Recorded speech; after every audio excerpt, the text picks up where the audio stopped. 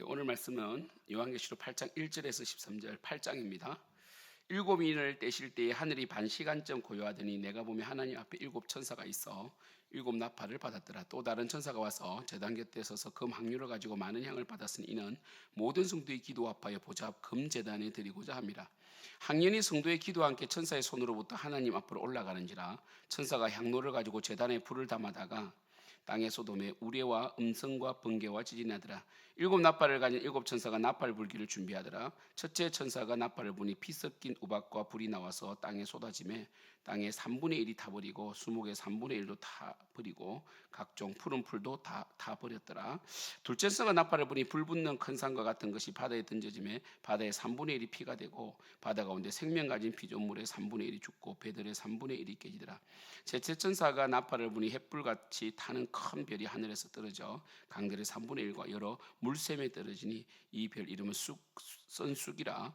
물의 3분의 1이 썬쑥이 되매 그 물이 썬물이 되므로 많은 사람이 죽더라. 넷째 천사가 나팔을 부니 해 3분의 1과 달 3분의 1과 별들의 3분의 1이 타격을 받아 그 3분의 1이 어두워지니 낮 3분의 1을 비추임이었고 밤도 그러하더라. 내가 또 보고 들으니 공중에 날아가는 독수리가 큰 소리로 이르되 땅에 사는 자들에게 화가 있으리니 이는 새 천사들이 불어야 할 나팔 소리가 남아 있음이로다 하더라. 우리 일곱째 인을 뗄 때 첫째 나팔을 붑니다. 겹쳐 있죠. 그러니까 일곱은 완전 수잖아요. 일곱째 인을 떼는 딱 그 순간에 첫째 나팔이 딱 겹쳐집니다. 오버랩됩니다. 이걸 아시고요. 그래서 일곱 인을 떼실 때 하늘이 반시간쯤 고요하더라 돼 있는데 이 반시간이 기도하는 시간입니다. 이 제사장이 분향단에서 향을 올려드리는 그 시간이 딱 30분이에요. 그래서 기도를 상징하죠. 그래서 2절에 내가 보면 하나님 앞에 일곱 천사가 있어 일곱 나팔을 받고요. 그래서 일곱 인을 떼니까 일곱 나팔이 준비되죠. 또 다른 천사가 와서 제단 곁에서 금 항류를 가지고 많은 행을 받았으니 이는 모든 성도의 기도 합하여 보좌 앞 금 제단에 드리고자 함이라 되어 있습니다. 그래서 이 땅에서 성도들이 핍박을 받음으로 눈물을 흘리고 사실 여러분 우리는 대한민국 제가 늘 그러잖아요. 지금 21세기 대한민국 국민으로 태어난 것 엄청난 복이고요. 대한민국 국민처럼 이렇게 부유하게 잘 먹고 잘 사는 나라가 없어요. 그리고 그게 또 대한민국 국민으로서 대한민국 기독교인이 된 것은 엄청난 축복이죠.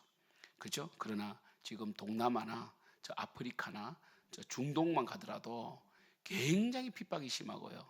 그죠? 인도만 가더라도 핍박이 심해요. 그들은 기도하죠. 정말 이 인도 같은 경우는 예수님을 믿으면 죽임도 당하고, 그죠? 파키스탄, 아프가니스탄은 이 교회에 불을 지르고 그렇게 하잖아요. 티르키예도 지금 교회에 불을 지르고 막 그러잖아요, 그죠? 정말 이 성도들의 신원 기도. 그래서 우리가 앞에 요한계시록 7장 어제 말씀 보면 그 순교자의 수가 차기까지, 그죠? 순교자의 수가 차기까지. 그러니까 우리 목요일날 우리 인재양 6장 5째 인을 떼면 그 순교자들이 그 제단 앞에서 신원하면서 그 수가 차기까지 핍박이 그대로 진행되고 있죠, 그죠? 그래서 성도들의 기도는 이 땅을 심판하십시오. 이 불의하고 이 하나님을 모르는 이 마귀의 자녀들이 정말 장악하고 있는 이 공중 건세 자본자가 역사하는 이 땅을 심판해달라는 그 성도들의 기도가 모이는 거죠. 그래서 4절 항연히 성도의 기도와 함께 천사의 손으로부터 하나님 앞으로 올라가는지라. 5절 천사가 향로를 가지고 제단에 불을 담아다가 땅의 소돔에 우레와 음성과 번개가 지진이 하더라는 거죠. 결국 이 성도님들의 기도가 합쳐져서 하나님 심판이 시작되는 겁니다. 하나님이 심판의 주권자지만 성도님들의 그 이 하나님 역사 속에 동참과 그리고 순교가 있다는 것이죠. 그리고 6절 일곱 나팔을 가진 일곱 천사가 이제 나팔 불기를 준비하더라. 첫째 천사가 나팔을 부니까 피 섞인 우박과 불이 나와서 땅에 쏟아집니다. 그래서 땅에 3분의 1이 타버리고 3분의 1이 중요합니다. 그래도 나팔 재앙 때는 회개의 기회가 있다는 거예요. 왜냐하면 3분의 1만 타버린다는 것은 3분의 2에게 기회를 준다는 겁니다. 수목의 3분의 1도 타버리고 이 피 섞인 우박과 불이 나온다는 거죠. 그죠? 행성이 막 떨어지고 하는 거 아닙니까? 그죠? 그래서 이 각종 푸른 풀도 다 타버리고 이 둘째 천사가 재앙의 시작입니다. 일곱 인을 떼니까 재앙이 시작되는 거죠. 둘째 천사가 나팔을 부니 불 붙는 큰 산과 같은 것이 바다에 던짐에 바다의 3분의 1이 피가 된다. 이 바다는 늘 하나님을 대적하는 세력이 있는 곳 아닙니까? 바다는 또 뭡니까? 이 생명도 상징을 해요. 그죠?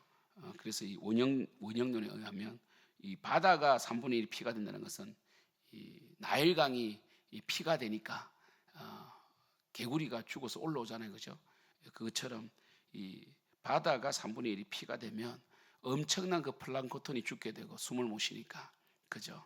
이 엄청난 재앙이 시작되죠. 바다가 썩기 시작하면 더 이상 정화할 수 있는 능력이 없습니다. 바다 가운데 생명 가진 피조물들의 3분의 1이 죽고 배들의 3분의 1도 깨지더라는 거죠. 셋째 천사가 나팔을 부니 햇불 같은 큰 별이 또 이 별똥별 같은 별이 하늘에 떨어져 강들의 3분의 이 별을 뭐 상징으로 보면 안 됩니다. 이 큰 별 이런 거를 뭐 상징으로 봐가지고 뭐 배도자 뭐 이렇게 하면 안 돼요. 이 강들의 3분의 1과 여러 물샘 이제는 뭡니까? 강 바다도 3분의 1이 썩게 되고 강도 3분의 1이 썩게 됩니다. 11절 이 별 이름은 선수기라 물의 3분의 1이 선수기 되며 그 물이 선수기 되므로 많은 사람이 죽더라. 그래서 바다는 생물이 죽지만은 물은 강은 우리가 생수잖아요. 식수잖아요. 식수가 오염이 되니까 사람이 죽게 되죠. 그래서 이 선수기다 뭐 이런 걸 갖다가 이상하게 또 해석할 필요가 없습니다. 물론 이 선수를 뭐 에스겔에 보면 이 뭡니까 이 거짓 선지자들의 말씀이 예레미야나 에스겔 보면 거짓 선지자의 말이 선수기다 이래가지고 영혼들을 죽인다 뭐 이렇게 여기서는 뭐 그렇게 상징으로 연결시키면 안 됩니다. 결국 하나님의 그 자연을 통한 심판, 하나님은 늘 자연을 통해 심판하시거든요. 그래서 이 애굽에 10가지 재앙이 있잖아요. 그것처럼 하나님께서는 항상 자연으로 마지막에 심판하세요. 그리고 여러분 자연재해는 인간이 막을 수가 없습니다. 막을 수가 없어요. 아무리 최첨단을 자랑하고 뭐 뭡니까 아이언돔을 만들어도 여러분 벼락치고 이 나무가 날아다녀서 나무가 뽑혀가지고 그 뻥 뚫어버리면요 답이 없어요. 그러니까 이 선숙을 뭐 에스겔이나 예레미야의 거짓 선자의 말씀 이렇게 연결시킬 필요가 없습니다. 그러면 뭡니까 알레고리가 되고 그러면 이단이 되는 거예요. 그냥 그대로 보시면 되잖아요. 하나님께서 자연을 통하여 심판하시는 거예요. 12절 넷째 천사가 나팔을 부니 해 3분의 1과 달 3분의 1과 별들의 3분의 1이 타기를 받아 그 3분의 1이 어두워지고 낮 3분의 1은 비춤이 있고 달도 그러하다. 여러분 우리 이 밤도 그러하더라. 그리고 우리가 지금 이 두 강명체인 해와 달은 사실은 그 전 우주 속에 보면 작은 강명체예요. 그래서 이 태양도 이 흑점이 있죠. 이 태양 폭발이 나고 흑점이 생기고 이러면 막 이 전자 교란도 되고 하잖아요. 그죠? 그처럼 이 달도 이 해도 이 달은 여러분 알다시피 반사체니까 해가 문제가 생기면 달도 문제가 생기겠죠. 그럼 인력에 문제가 생깁니다. 그러면 어떻게 해요? 어두워진다는 거죠. 그렇죠? 13절 내가 또 보고 들으니 공중에 날아가는 독수리가 큰 소리로 이르되 땅에 있는 자들에게 화화화 이렇게 독수리가 어떻게 말하냐 말할 수 있습니다. 발람의 나귀도 말을 했잖아요. 그래서 성경에 이 짐승이 말하는 것은 딱 세 군데 나옵니다. 하나는 이 뱀, 옛뱀 마귀. 에덴 동에서 뱀이 마귀가 뱀을 숙주해서 말했죠. 두 번째는 발람의 나귀가 말을 했고 세 번째는 계시록의 화화화 독수리가 말을 했습니다. 이걸 또 상징으로 보면 안 됩니다. 독수리가 말을 하냐? 독수리가 말을 할 수도 있죠. 왜요? 하나님께서 말하게 하시면 하는 거지 뭐. 하나님 뭐 피조물을 뭐 이 돌들로도 아브라함 자손 되게 하신다는데. 그래서 여러분 이런 것들을 계속 이 계시록을 있잖아요. 이 누가 봐도 오늘 이 첫째 나팔에서 넷째까지는 자연재해입니다. 자연재해. 행성이 떨어지고 큰 운석이 떨어지고 그리고 뭡니까 이 큰 산 같은 게 바다에 던져지고 그리고 이 선쑥 이걸 막 뭐 다른 성경과 연결해서 막 이렇게 보면 안 되고 그냥 이 별이 이 운석이 떨어지니까 강이 뭐 완전히 썩어 버리더라 뭐 이렇게 있잖아요. 이렇게 보시면 되고 그 다음에 또 이 넷째 천사가 나팔 부니까 이 전체가 흔들리더라는 거죠. 하나님 충분히 하실 수 있습니다. 그래서 하나님 전능성한테 봐야지 이걸 뭐 과학적으로 풀려고 한다든지 아니면 비유로 풀고 이렇게 하면요 다 이단이 되는 거예요. 결국 나팔 재앙은 여기서 핵심은 이 선숙이 뭐냐 뭐 이런 게 뭐 독수리가 뭐냐 이게 아닙니다. 3분의 1이 중에 3분의 1. 그래서 이 3분의 1을 심판하심으로 3분의 2가 회개하기를 원하신다는 거죠. 사랑하는 성도 여러분 우리가 오늘 토요일인데 예배 잘 드립시다.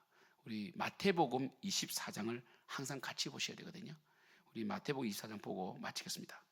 이 마태복음 24장에 보면 이 종말장 아닙니까? 그래서 이 마태복음 24장에 보면 당부 하시잖아요. 너희가 미혹을 받지 않도록 주의해라 그렇게 말씀하시고 또 뭡니까? 징조가 있다 그러시면서 예수님께서 이 너희들 환란에서 넘겨줄 것이다. 아직까지 환란은 시작되지 않았잖아요. 넷째 이 나팔까지 예수 믿는 자를 죽이는 환란은 시작되지 않았어요. 그죠? 천체가 흔들리고 이제 자연재해가 시작된 거 아닙니까? 그때 끝까지 견디다 그러셨고 그 다음에 우리가 마태복음 24장 17절 보면 16절 보면 유대에 있는 자들은 산으로 도망하라. 산은 교회입니다. 교회를 말해요. 지붕 위에 있는 자는 집 안에 있는 물건을 가지고 내려오지 마라. 이 지붕은 기도의 처소입니다. 기도를 멈추지 말라는 것이고 밭에 있는 자는 겉옷을 가지러 뒤로 돌이키지 말라는 사명을 감당하는 겁니다. 그래서 우리가 지금이든 이 마지막 때이든 늘 똑같은 겁니다. 예배를 잘 드리고 기도를 멈추지 않고 사명을 감당하는 이름 되기를 축복합니다. 오늘도 내일 식당 봉사팀 또 식당 봉사를 열심히 또 청소 오늘은 우리 홀리본 친구들이 청소를 합니다. 이게 우리 교회의 자랑입니다. 주여 정말 우리 교회를 축복하여 주시옵소서. 기도하겠습니다.